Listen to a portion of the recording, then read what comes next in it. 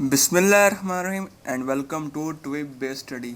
दोस्तों, आज के इस वीडियो लेक्चर के अंदर हम क्लास 9 का चैप्टर नंबर 10 का फर्स्ट थ्योरम समझेंगे, लेकिन एक कहानी की शक्ल के अंदर। चलिए शुरू करते हैं। फिर अब समझ लें कि ये ये दो दोस्त हैं।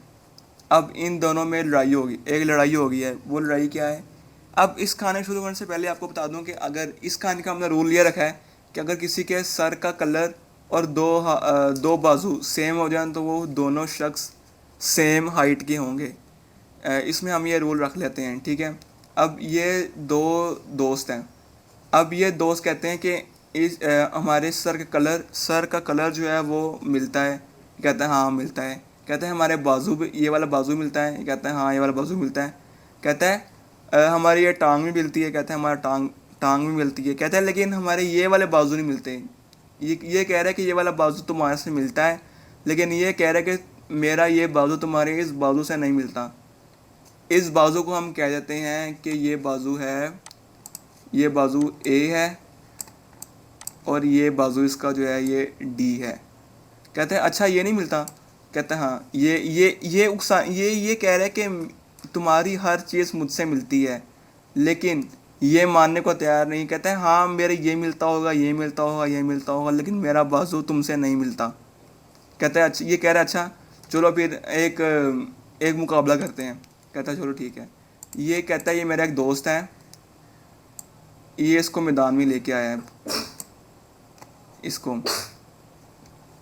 अच्छा ये कहता है कि ये मुझसे मिलता है और ये तुमसे भी मिलता है। कहता है तुम प्रूव करो कि तुमसे किस तरह मिलता है। कहते चलो चलो ठीक है मैं प्रूव करता हूँ।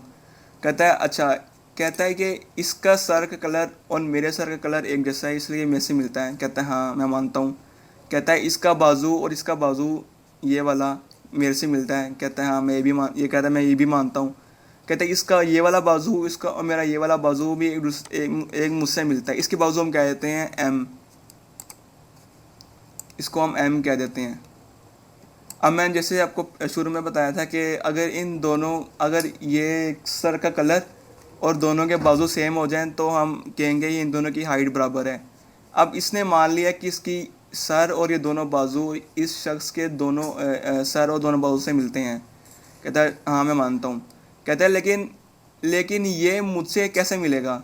अब ये इससे कहता है कि देखो तुम मानते हो कि तुम्हारे सर का कलर जो है वो मुझसे मिलता है। ये कहता है कि हाँ मिलता है। कहता है अच्छा तो ये मुझसे मिलता है तो ये इसका सर तुमसे भी मिलता होगा। कहता है हाँ ये तो तुम सही कह रहे हो। अब इस शख्स का सर और इसका सर दोनों मिलते जुलते हैं। अब कहता है हाँ ये तो तुम सही कह रहे हो। कहता है अच्छा, अब मैंने आपको पहले बताया था कि अगर अगर दोनों का कलर सेम हो जाए तो हम दोनों को डिक्लेयर कर देंगे दोनों के बाजू भी मिलते हैं। अब ये कह रहा है मेरा बाजू इसके बाजू से मिल गया है। ये कहता हाँ मैं मानता हूँ कि मेरा बाजू इस एम से एम से मिल गया है। तो कहता तो फिर ये एम तो मुझसे ए से मिलता है। ये कहता हाँ ये तुम सही कह रहे हो। कहता चलो फिर इस तरह होगा कि तुम्हारा ए डी से मिलता है, मेरा बाजू तुमसे बाजू मिलता है।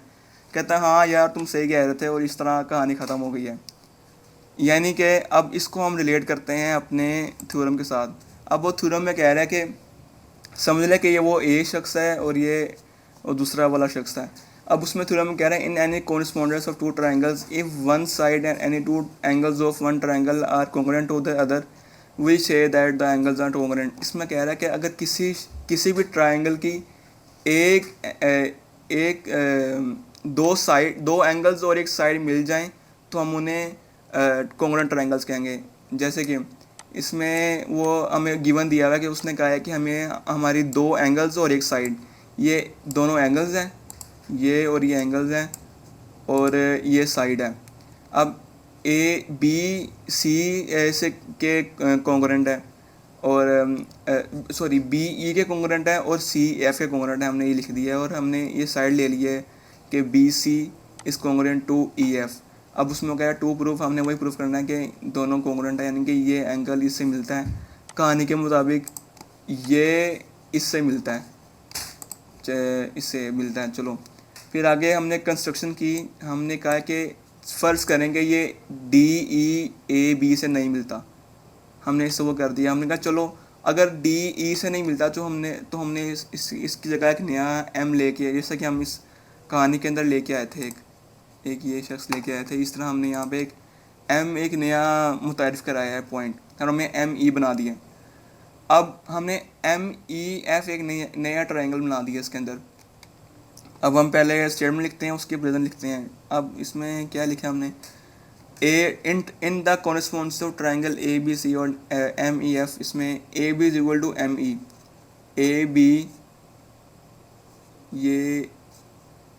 Is equal to M E. हमने इसे क्यों कोरेंट किया है, क्योंकि हमने कंस्ट्रक्शन में हमने वैसे ही ये कहा हुआ था कि अगर कंस्ट्रक्शन के अंदर हमें बनाया है कि ए बी और एम ई कोंग्रेंट है, कंस्ट्रक्शन में जो बात होती है वो हमेशा सच होती है, इसलिए हम इसको लिख सकते हैं। कंस्ट्रक्शन में हमने ये कहा हुआ है कि ए बी और एम ई बराबर हैं।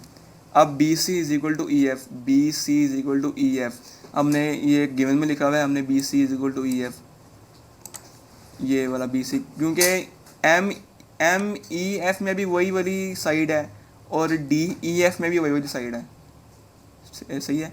और इसके बाद हमने क्या है, angle B is equal to angle E, ये भी हमने लिखा हुआ है गिवन के अंदर। गिवन में जो चीज़ लिखी होती है वो हमेशा सच होती है, इसमें कोई मसला, इसमें कोई शक की बात नहीं होती, क्योंकि गिवन होता है ना, वो हमें देता है, एग्जामिनर हमें गिवन देता है, वो सच होती है हमेशा। ये हमने कहा है बी और ई जो है वो सेम है। अब इससे क्या बना कि A B C M E F जो नई ट्रायंगल बनी थी उसके बराबर होगी। जैसे हमने इस कहानी के अंदर इस शख्स को और इस शख्स को हमने बराबर किया था, फिर हमने इसको इसके बराबर किया था, फिर जब ये इसके बराबर हो गया तो ये इसके ऑटोमेटिकली बराबर हो गया। इसमें भी हमने ऐसे ही करना है, बिल्कुल सही है। अब आगे हमने कह दिया A B C is equal to M E F. अब ये क्या एस ए एस क्या होता है, साइड एंगल साइन पोस्टुलेट, यानी कि एक ऐसा रूल है, एक ऐसा लॉ है, अगर ये किसी के अंदर एप्लीकेबल हो जाए तो वो चीज़ उस दोनों चीज़ें बराबर हो जाती हैं। साइड का मतलब एस का मतलब साइड है, ए का मतलब एंगल है, एस का मतलब साइड है, यानी कि किसी भी एंगल की दो साइड्स किसी भी ट्रायंगल की दो साइड्स और एक एंगल अगर कॉन्ग्रुएंट होने चाहिए, यानी कि बराबर हो जाएं, तो वो दो ट्रायंगल्स जो हैं वो बराबर हो जाती हैं। अब इसमें क्या है, angle C is equal to angle M E F, हमने कहा है angle C angle M E F के बराबर है। अब हमने एंगल एम ई एफ क्यों कहा, हम इसको एंगल खाली ई भी तो कह सकते थे। अब इसमें इसको हमने angle F M E F इसलिए कहा ताकि एंगल एम ई एफ में और जो ताकि एंगल एम ई एफ में और जो इस ट्रायंगल है यानी कि डी ई एफ वाली ट्रायंगल का जो ये वाला एंगल है उसमें डिफरेंस हो जाए, सही है। अब हमने कहा ये इसके एंगल एम ई एफ जो है वो एंगल सी के बराबर है, क्योंकि अगर दो ट्रायंगल्स बराबर हैं तो उनके एंगल्स भी बराबर होंगे। हमने कहा ये सी इस एंगल एम ई एफ के बराबर है, हमने क्योंकि लिखा हुआ corresponding angles of congruent triangle are equal, are a congruent, but angle C is equal to angle D F E, लेकिन जो एंगल सी है वो एंगल डी एफ ई के बराबर है। किस तरह, क्योंकि हमने गिवन में लिखा हुआ है, ये देखें इधर, एंगल सी जो है वो एंगल डी के बराबर है, angle C angle angle F के बराबर है, हमने ये गिवन में लिखा हुआ है गिवन में। तो इसका मतलब हुआ कि एंगल डी एफ ई और एंगल एम एफ ई दोनों बराबर, यानी कि डी एफ ई और एंगल एम एफ ई जो है वो दोनों बराबर हैं, क्योंकि ये इसका इस वाले एंगल का एफ इसके बराबर था और इस डी वाले एफ का भी डी वाले ट्रायंगल का एफ भी इसके बराबर था, तो दोनों इसके बराबर हैं, तो दोनों एक दूसरे के बराबर भी होंगे, सही है। इस तरह फिर this is possible only if D and M are the same points and M E is congruent to D E. यह तब ही मुमकिन है कि अगर डी और एम जो है वो सेम पॉइंट हो और एम ई और डी ए दोनों इक्वल हों, क्योंकि अगर किसी दो साइड्स के एंगल सेम है तो वो एंगल भी सेम, तो वो साइड्स भी सेम होती हैं। ये बात याद रखें, किसी भी दो साइड्स के अगर एंगल सेम है तो अगर वो साइड्स भी इक्वल होती हैं दोनों, इसलिए हम कह देंगे D E is equal to M E. अब जैसे कि हमने पहले प्रूफ किया था कि एम ई जो है वो ए बी के बराबर है, इसी तरह हम कह देंगे डी ई जो है वो भी एम ई के बराबर है, इसीलिए A B is equal to D E. इस तरह हमने ए बी डी ई के इक्वल हो गया। अब देखें इसमें हमने क्या इक्वल कर दिया, हमने डी ई और ए बी को इक्वल कर दिया।